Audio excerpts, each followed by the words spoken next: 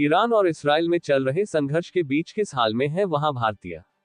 Iran में मौजूद बड़ी संख्या में भारतीय छात्र और इसराइल में अर्बन गवर्नेंस के मुद्दों पर अध्ययन कर रहा कर्नाटक का एक प्रतिनिधिमंडल सुरक्षित स्थानों पर भेज दिया गया है।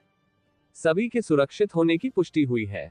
Non residents Keralites affairs NORKA के एक अधिकारी ने BBC हिंदी को बताया, NORKA को कुछ मदद की अपीलें मिली हैं और वहां इसराइल में बुजुर्गों की देखभाल करने वाले कई लोगों के बाल बचने के मामले सामने आए हैं।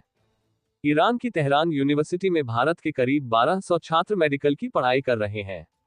बेंगलुरु के रहने वाले एक छात्र के पिता ने BBC हिंदी को बताया, हॉस्टल में रह रहे सभी छात्रों को तेहरान से करीब 200 किलोमीटर दूर एक शहर में भेज दिया गया है। कारोबारी सैयद इम्तियाज हैदर बताते हैं, मेरा बेटा सैयद आबिस और कई दूसरे भारतीय छात्रों को कज़वीन, जिसे ईरान की कैलीग्राफी की राजधानी माना जाता है, भेजा गया है। वो सभी सुरक्षित हैं। ईरान में फंसे छात्र कर रहे हैं मदद की अपील। आबिस ने बेंगलुरु से फिजियोथेरेपी में ग्रेजुएशन की पढ़ाई की और फिर मास्टर्स के लिए तेहरान यूनिवर्सिटी चले गए। इस समय वो वहीं से डॉक्टरेट कर रहे हैं। इस बीच एक और छात्र नदीम हुसैन ने भारत लौटने के लिए कर्नाटक सरकार की प्रवासी भारतीय NRI समिति से संपर्क किया है। इस समिति की वाइस चेयरपर्सन आरती कृष्णा ने BBC हिंदी को बताया, उन्होंने हमसे ये अपील की है। मैंने विदेश मंत्री को लिखा कि नदीम हुसैन समेत सभी 9 छात्रों को तुरंत निकाला जाना चाहिए। मैं इस संबंध में मदद मांगने के लिए दिल्ली पहुंची हूं और विदेश मंत्री से मिलने का समय लेने की कोशिश कर रही हूं। इसराइल में फंसा हुआ है प्रतिनिधिमंडल। वहीं दूसरी तरफ इसराइल में Bengaluru political action committee BPAC का 18 सदस्यों वाला प्रतिनिधिमंडल पिछले 3 दिनों से फंसा हुआ है। यह प्रतिनिधिमंडल अर्बन गवर्नेंस से जुड़े मुद्दों पर अध्ययन करने के लिए इसराइल गया था। इसमें बीजेपी और कांग्रेस दोनों पार्टियों के सदस्यों के अलावा कुछ अन्य लोग भी शामिल थे। ये दल लौटने ही वाला था, लेकिन सभी हवाई अड्डे बंद हो जाने के कारण फंस गया।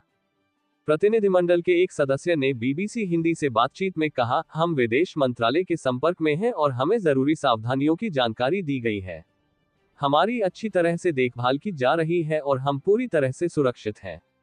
Non residents Keralites affairs NORKA के CEO अजित कोलासेरी ने BBC हिंदी को बताया कि केरल से बड़ी संख्या में लोग इसराइल में बुजुर्गों की देखभाल के क्षेत्र में काम करते हैं। उन्होंने कहा, कई लोगों ने बताया कि वे किस तरह आश्चर्यजनक रूप से बच निकले, लेकिन ज्यादातर लोग अब ऐसे हालात के आदी हो चुके हैं और वहां की अथॉरिटी सख्त स्टैंडर्ड ऑपरेटिंग प्रोसीजर SOP का पालन करती है। इसके अलावा वहां स्थानीय केरल सभा भी है, जो प्रवासी केरलवासियों के साथ अच्छी तरह से जुड़ी हुई है। हालांकि ईरान से इस तरह की कोई मदद की कॉल नहीं आई है, क्योंकि वहां केरल से बहुत कम लोग हैं और उनमें से ज्यादातर कारोबारी हैं। विदेश मंत्रालय ने क्या कहा? इस बीच भारतीय विदेश मंत्रालय ने इसराइल और ईरान में मौजूद भारतीय नागरिकों के लिए एडवाइजरी जारी की है। विदेश मंत्रालय ने इसराइल में रहने वाले भारतीयों से सतर्क रहने और इस्राएली अधिकारियों की तरफ से जारी सुरक्षा निर्देशों का पालन करने की सलाह दी है।